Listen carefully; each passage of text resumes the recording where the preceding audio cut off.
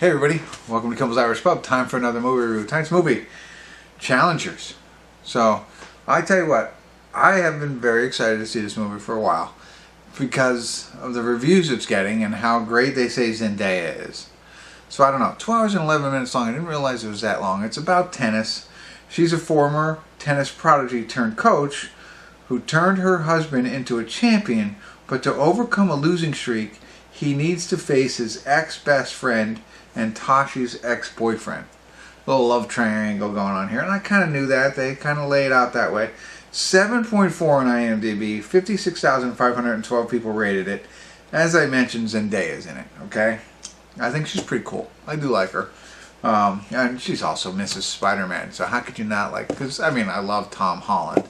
And so it's like, any friend of Tom Holland's is a friend of mine. I know. Anyway, Mike Faist is in it. Josh O'Connor. I wonder if he's related to Jerry O'Connor. I don't know. But that's it. That's all I recognize.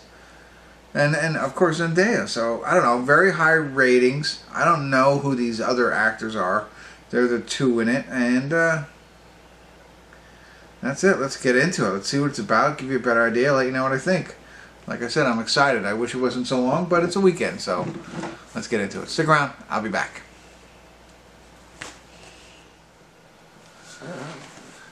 Hey everybody, we're at the credits of Challengers. Whew, long movie. And not much. I wasn't on my phone too much, so it wasn't terribly boring. That sounds awful the way I said that, but I pretty much watched the whole thing without having to get on my phone, although it was long. And I don't know. I mean, it's what they say it is, right? Zendaya meets these two guys, two tennis friends, who are like in juniors, and they grew up together, and it becomes a love triangle, essentially. It starts with one guy and then moves to the other guy. But here it all starts right off in the beginning, like showing the final match, right? So they play in this, the Challengers match is what it's called, essentially. And they're showing that piece of the two friends playing against each other with Zendaya in the middle, right? And then they just they go back, all flashbacks, right? 12 years ago, 13 years ago, 12 years ago, 8 years ago, all that kind of stuff. And it builds all of the character development and how they got to where they are, and, you know, what she means to both of them, and what they mean to each other, you know, and everything. So, one has a very promising or a very good career in tennis, the other one not so much. They've always played against each other, so on and so forth. They were actually partners for a time. And, you know, she comes in to be, in her words, not mine, a homewrecker. And so, acting was good. I don't know the other two guys, so I thought they did a pretty good job. She was pretty great in it. But, you know, I don't like her character. I thought she played it well. You know, I thought she was good, but, you know, it's... I don't know. You know, I don't want to get into too much here, but a love triangle, right? So, I mean, do you think, how would you like to have, you know, your best friend's girl after your best friend? Or how would you like to be the best friend that loses the girl to the other guy? You know what I mean?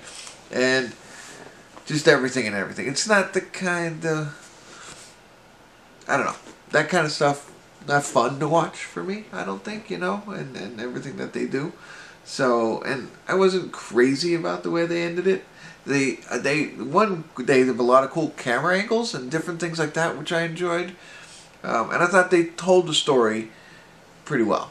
You know, I was able to catch on to everything, even though there was all kinds of flashbacks and stuff. But, I don't know. I guess the morality of it all is the piece that I'm not too crazy about. I don't know.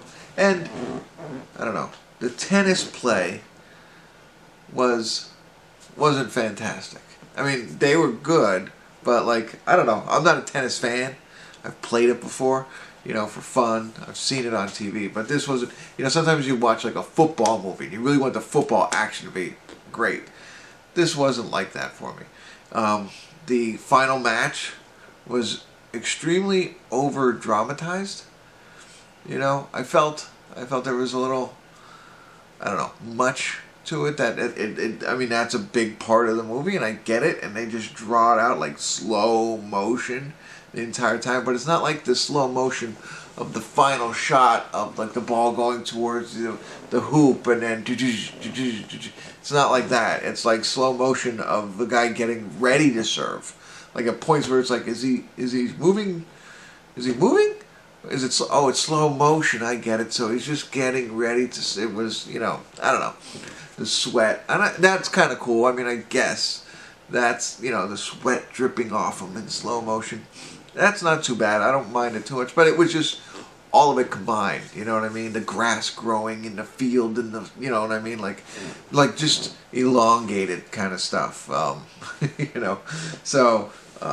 that I felt it. It did feel a little bit long. But like I said, it kept me interested the whole time. But that's what I got. That's what I got for you. I'm not as excited as I thought I would be about this film, but there you go. That's what you get. And maybe other people will love it, and they enjoy these types of films, and I don't know, just it wasn't a home run for me. There you go. Or a ace. There you go. I can't believe I just did that. Oh, hopefully you turned me off by now, but if you haven't, I probably turned you off. But I appreciate you tuning in.